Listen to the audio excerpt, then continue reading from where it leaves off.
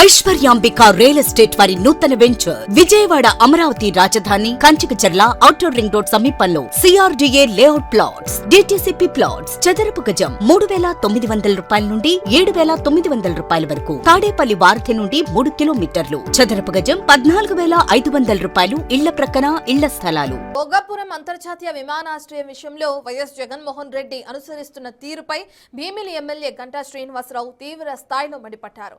జగన్ విధ్వంసకర ఆలోచనలు చేసే వ్యక్తి అని, మాటలు మార్చడంలో ఆయనకు ఆయనే సాటి అని విమర్శించారు. ఎర్రబస్సు రాని ప్రాంతానికి ఎయిర్పోర్ట్ ఎందుకు అని గతంలో ఎద్దేవా చేసిన జగన్ ఇప్పుడు అదే ఎయిర్పోర్ట్ ను తానే తెచ్చానని చెప్పుకోవడం విడ్డూరంగా ఉందని గంటా వ్యాఖ్యానించారు. జగన్ ఎప్పుడూ మాట తప్పుతూనే ఉంటారని, మడమ తిప్పుతూనే ఉంటారని ఎద్దేవా చేశారు.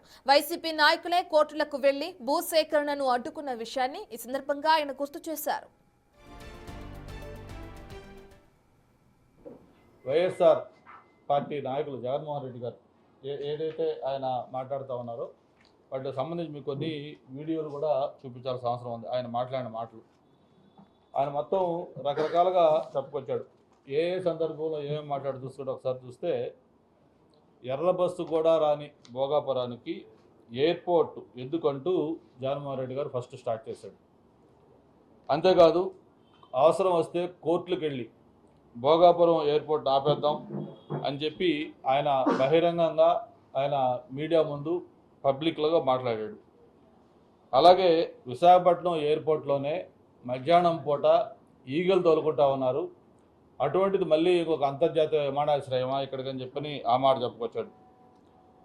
భోగాపురం ఎయిర్పోర్ట్ నిర్మాణం అనేది ఒక దిక్కుమాలిన ఆలోచన అని నేరుగా చెప్పిన చంద్రబాబు నాయుడు గారిని తిరుగుతూ మాట్లాడిన మాటలు కూడా మనకి ఇప్పుడు వీడియోలు చూపించబోతా ఉన్నాం.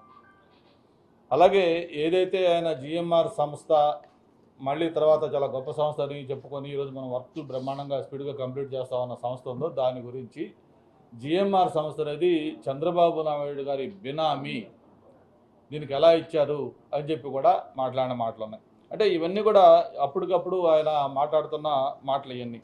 ఎందుకంటే జగన్మోహన్ రెడ్డి గారు కూడా ఎప్పుడూ ఒక మాట మీద ఆయనకు ఉండే అలవాట్లేదు. ముందు ఏదైనా ఉంటే ఒక విధ్వంసంగా ఆలోచించే మనిషి దాన్ని వద్దు, దీన్ని ఎందుకు ఇక్కడ అంటాడు. తర్వాత అది ప్రజల యొక్క ఆదరణ పొందుతుంది, ఇది అవసరంగా పబ్లిక్ ఫీల్ అవుతా ఉన్నారు, ఈరోజు మంచి పేరు వస్తుందంటే వెంటనే ప్లేట్ మార్చేసి ఇది నా గొప్పతనం, నా క్రెడిటు, నేను తెచ్చాను, ఇది నా వల్లనే సాధ్యమైంది అని చెప్పి చెప్తా ఉంటారు. ఈరోజు వాళ్ళ సాక్షి పేపర్లో చూశాను నేను. భోగాపురం విజన్ చంద్రబాబు నాయుడు కాదు, మొత్తం జగన్ ఆలోచన అని చెప్పి ఆయన ఫ్రంట్ పేజీలో ఆయన ఏమేం చేశాడో రాస్తున్నాడు. ఎన్ని వాస్తవాలన్నీ కూడా పక్కన పెట్టాడు. ఆ రోజు గూగుల్ వస్తే గూగుల్ కూడా గూగుల్ వల్ల లాభం ఏంటి, గూగుల్ వల్ల ఏమైనా ఇన్ని వేల ఉద్యోగాలు అంటున్నారు, అవేమి లేవు, అది ఒక కేవలం డేటా సెంటరు అవి అని చెప్పిన తర్వాత ఆ గూగుల్ యొక్క ఇంపార్టెన్స్ మొత్తం ప్రపంచం మొత్తం మాట్లాడిన తర్వాత మళ్ళీ ఆ గూగుల్ కూడా నాదే క్రెడిట్, ఇది అదానితో ఉంది, అదాని తెచ్చింది నేనే అని చెప్పాడు. ఆ అదాని కూడా ఆ రోజు శంకుస్థాపన చేసింది కూడా మనమే 2014-19లో. ఇట్లాగా ప్రతిదీ కూడా ముందు దాన్ని ఏదో అడ్డంగా మాట్లాడటం, ఆ తర్వాత అది పబ్లిక్లో ఆదరణ పొందుతుంది, దానికి ఇమేజ్ వస్తుందంటే వెంటనే క్లెయిమ్ చేసుకుని దాన్ని నేను చేస్తానంటాం.